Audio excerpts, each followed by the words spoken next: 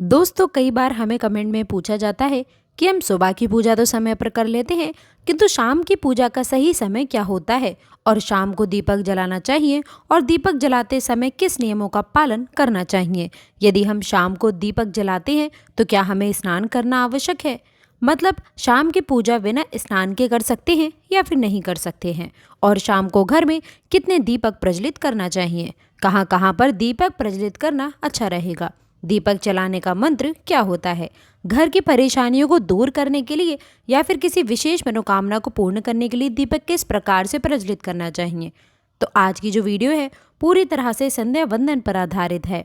शाम के समय जो आप संध्या वंदन करते हैं, पूजा आराधना करते हैं, दिया प्रज्वलित करते हैं, वो किस प्रकार से आपको करना है, किस नियम का पालन करना होगा।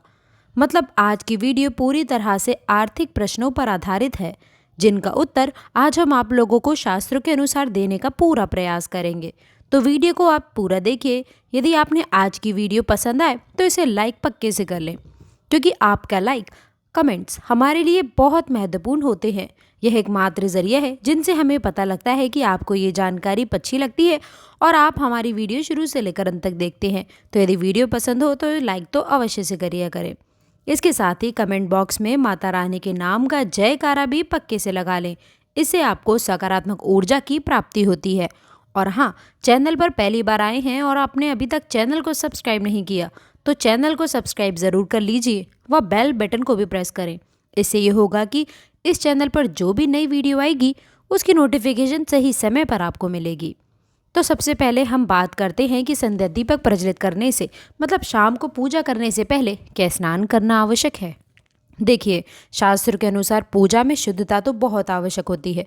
तो हम सुबह जब पूजा करते हैं तो स्नान करना अत्यंत आवश्यक हो जाता है। सुबह बिना स्नान की पूजा नहीं करना चाहिए, लेकिन शाम की पूजा आप हाथ पांव धोकर के भी कर सकते हैं। ज़रूरी नहीं कि आप स्नान ही करें। आप चाहें तो वस्त्र भी बदल सकते हैं या आप सिर्फ हाथ पांव धोकर कुल्ला करके भी पूजा कर सकते हैं। जैसा कि आपको शाम के समय पूजा करनी है तो दिन में भी आप शुद्धता का विशेष ध्यान रखें। जैसे कि आप जब भी वॉशरूम जाते हैं, बाथरूम जाते हैं, टॉयलेट जाते हैं तो उस समय शुद्धिकरण अवश्य करना चाहिए। हर बार जब आप बाथरूम जाते हैं तो यदि आप शुद्धिकरण का ध्यान रखते हैं तो शाम के समय बिना स्नान किए भी आप मुंह हाथ धोकर के भी पूजा कर सकते हैं और चाहे तो स्नान भी आप कर सकते हैं। जैसे कि गर्मियों के दिन है तो शाम के समय में भी आप स्नान करके पूजा कर सकते हैं। तो बहुत सारी चीज़ें आप स्वयं भी अपने विवेक से निर्धारित कर सकते हैं।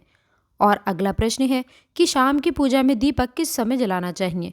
तो देखिए, शाम को जो पूजा का समय रहता है वो बेला का समय होता है, प्रदोष काल का समय होता है। मतलब जिस समय सूर्य अस्त हो रहे होते हैं उस समय हमारे घर में दीपक प्रज्वलित हो जाना चाहिए। अब जैसा कि आप लोगों के प्रश्न आते हैं कि कितने बजे दीपक जलाना सही रहेगा। शाम को सूर्यास्त का समय हर मौसम में अलग अलग रहता है। कभी जैसे कि सर्दियाँ चल रही होती है तो 5 बजे भी सूर्यास्त हो जाता है, 5:30 तक सूर्यास्त हो जाता है। और अभी जैसे ही गर्मियों का मौसम है तो 6:30 या फिर 7 का समय हो जाता है। कई बार 7:50 भी हो जाते हैं।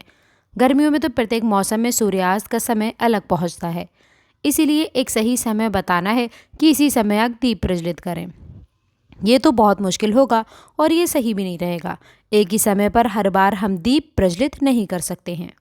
इसीलिए संध्या काल का विशेष ध्यान रखिए। जब संध्या काल का समय हो मतलब जब सूर्यास्त हो रहा होता है उस समय आप अपने दीपक प्रज्वलित घर में कर सकते हैं। बात करते हैं कि कितने दीपक आपको अपने घर में प्रज्वलित करना चाहिए। प्रतिदिन देखिए, शास्त्रों के अनुसार संध्या काल में प्रतिदिन आप अपने घर के मुख्य द्वार पर एक दीपक अवश्य से जला दीजिए। इससे क्या होता है कि देखिए, शास्त्रों के अनुसार शाम के समय संध्या काल में माँ लक्ष्मी और उनकी बहन दरिद्रता दोनों ही ब्रह्मांड पर निकलती हैं।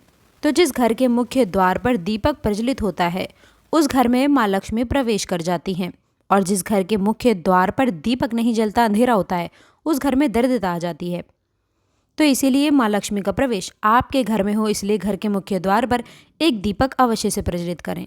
और हाँ, घर के मुख्य द्वार पर जो भी दीप प्रज्वलित किया जाता है संध्या काल में उसके बहुत सारे फायदे शास्त्रों में बताए जाते हैं। शास्त्रों के अनुसार संध्या काल में जिस घर के मुख्य द्वार पर दीप प्रज्वलित होता है उस घर में किसी भी प्रकार की नकारात्मक ऊर्जा प्रवेश नहीं करती है।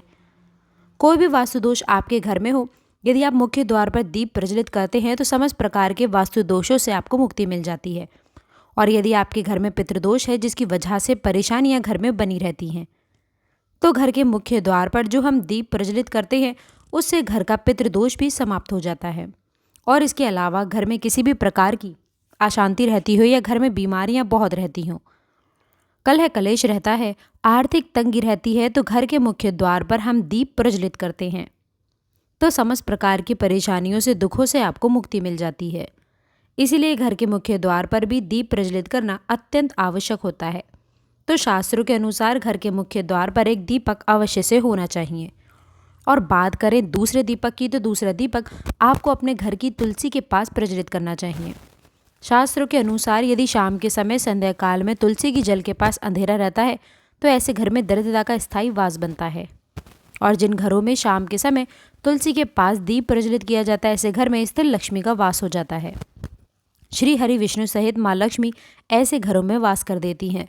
तो प्रयास करना चाहिए कि शाम के समय तुलसी के पास एक दीपक अवश्य जलाएं। बात करें अगले दीपक की, तो शाम के समय आप अपने घर के ईशान कोण में, मतलब जहाँ पर भी आपने अपने घर का मंदिर बनाया रखा हो, उस स्थान पर घर के मंदिर में एक दीपक अवश्य से जलाइए। तो 3 दीपक आपको प्रतिदिन अवश्य प्रज्वलित करना चाहिए। यदि तीनों दीपक प्रतिदिन प्रज्वलित करते हैं तो विश्वास रखिए कि आपके घर की बहुत सारी परेशानियां स्वतः ही समाप्त हो जाती हैं।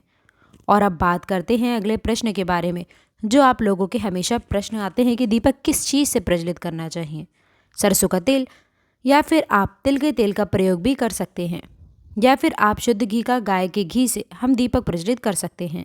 तो देखिए, शास्त्रों के अनुसार सरसों के तेल का दीपक हर जगह प्रज्वलित नहीं करना चाहिए।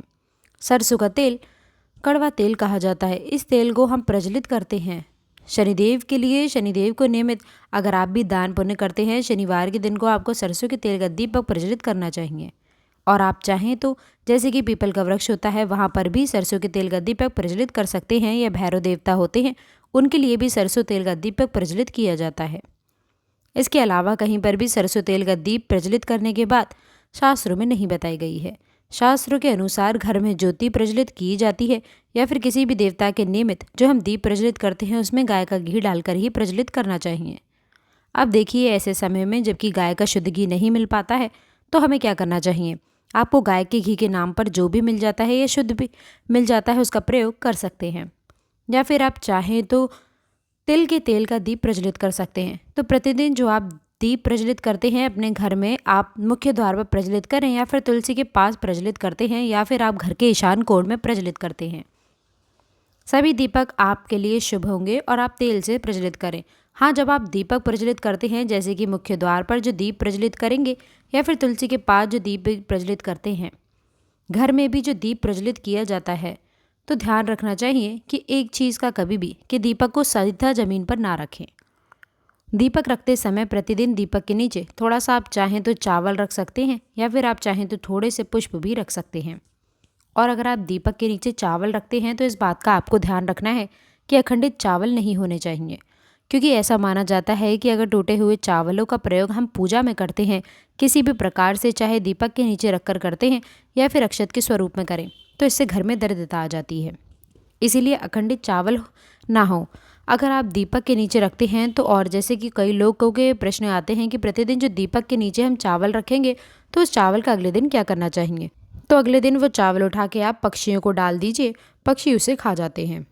और घर में जो भी ईशान कोण में दीप प्रज्वलित करते हैं, मतलब घर के मंदिर में जो दीप प्रज्वलित किया जाता है, उस दीपक को आप किसी पात्र में भी रख सकते हैं। जैसे कि एक छोटी सी प्लेट ले लीजिए, उसी प्लेट में आप दीपक रख सकते हैं और उस दीपक को हम प्रज्वलित करते हैं। तो दोस्तों, इससे आपको धन लाभ, वैभव, लक्ष्मी की प्राप्ति होती है। तो दोस्तों, आशा करते हैं कि वीडियो में दी गई जानकारी आपको पसंद आई होगी। जानकारी पसंद आई हो तो वीडियो को लाइक करके चैनल को सब्सक्राइब ज़रूर करें। अंत तक जुड़े रहने के लिए आप सभी का बहुत बहुत धन्यवाद।